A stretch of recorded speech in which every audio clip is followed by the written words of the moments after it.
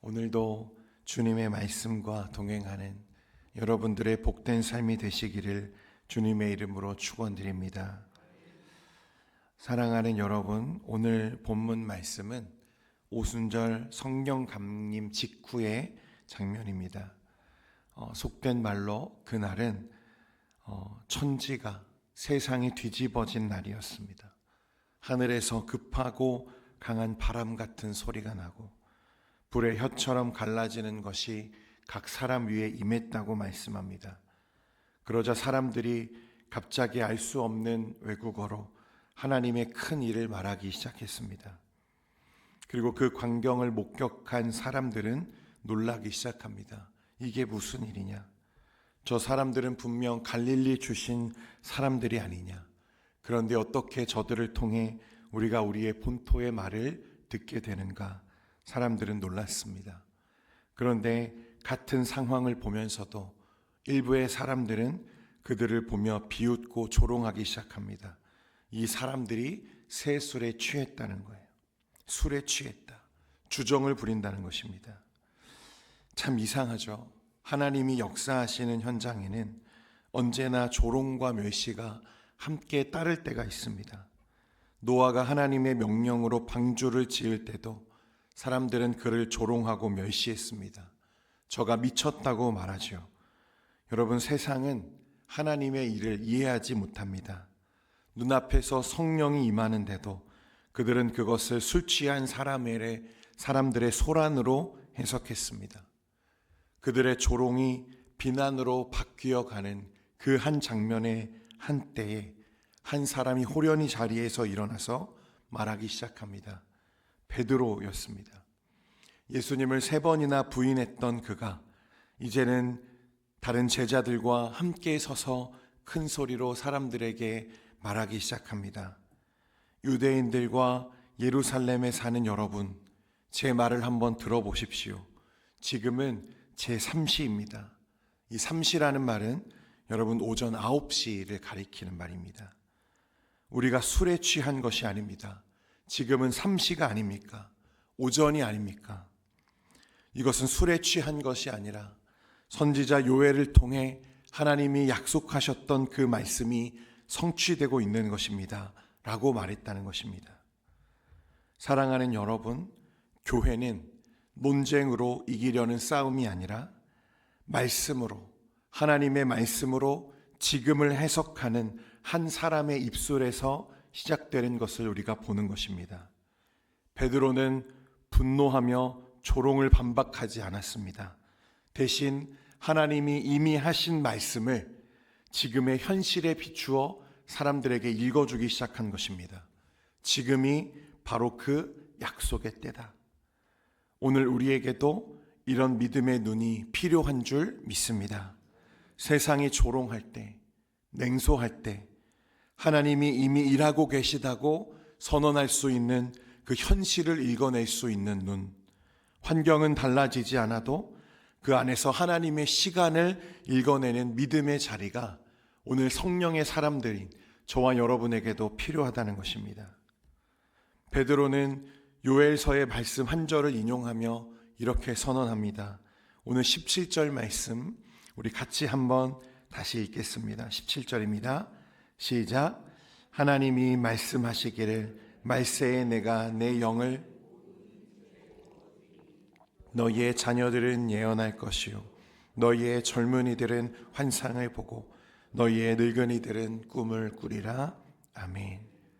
너희의 자녀들은 예언할 것이요 너희의 젊은이들은 환상을 보고 너희의 늙은이들은 꿈을 꾸리라.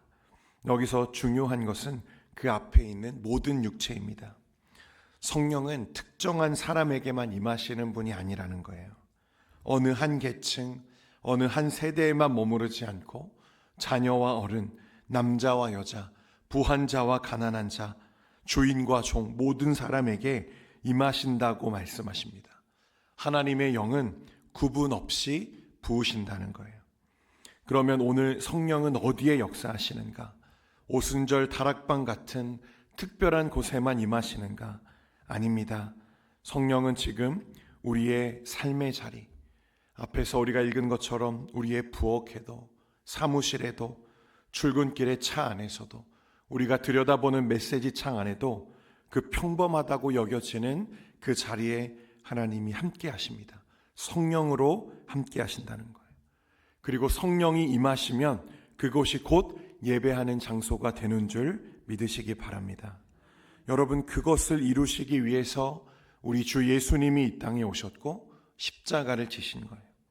하나님과 우리 사이에 있던 모든 장막을 거두시고 우리를 화목하게 하시려고 하나님의 영, 성령으로 우리와 함께 하시기 위해 우리 주님께서 이 땅에 오셨고 십자가를 지셨다는 사실입니다. 그래서 사도 바울은 고린도전서 6장 19절에 하나님께로 받은 바 너희 가운데 계신 성령의 전인 줄을 알지 못하느냐. 우리 몸이 곧 성령의 전이라고 말씀합니다. 여러분, 오늘 베드로가 말하는 예언과 환상과 꿈이라는 것은 미래를 점치는 말이 아니라 하나님의 마음을 지금 이곳에 전하는 것을 말하는 것입니다. 여러분, 그러므로 성령은 모든 믿는 자의 심령에 지금 내주하고 계시는 줄 믿으시기를 바랍니다. 저와 여러분의 마음에 성령이 살아계신다는 것입니다. 그러므로 우리는 오늘 우리가 서 있는 그곳에서 예배하며 하나님의 마음을, 하나님의 말씀을 지금 그곳에 해석해 들려줄 수 있는 하나님의 말씀을 전하는 자들이 되어야 할 줄 믿습니다. 그리고 베드로는 오늘 마지막에 이렇게 말합니다. 누구든지 주의 이름을 부르는 자는 무엇을 받으리라? 구원을 받으리라. 할렐루야. 중요한 것은 누구든지입니다. 하나님은 경건한 사람만, 신앙 좋은 사람만, 오래 교회 다닌 사람들만 구원하신다고 말씀하시지 않습니다.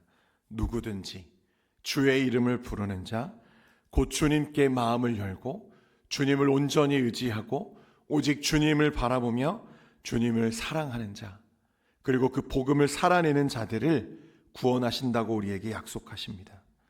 그래서 오늘의 말씀의 결론을 이것을 보여주는 거예요. 여러분, 복음은 논쟁이 아니라 초대입니다. 이 말씀의 끝은 이기기 위한 설명이 아니라 부르심으로 끝나는 것입니다. 너도 와라. 너도 함께 했으면 좋겠어. 주님의 이름을 같이 불렀으면 좋겠어. 그 초대 속에 하나님의 구원의 신비한 은혜가 담겨 있는 줄 믿으시기를 바랍니다. 성령님은 오늘 우리의 평범한 하루 속에서도 하나님의 새 날을 이루어 가십니다.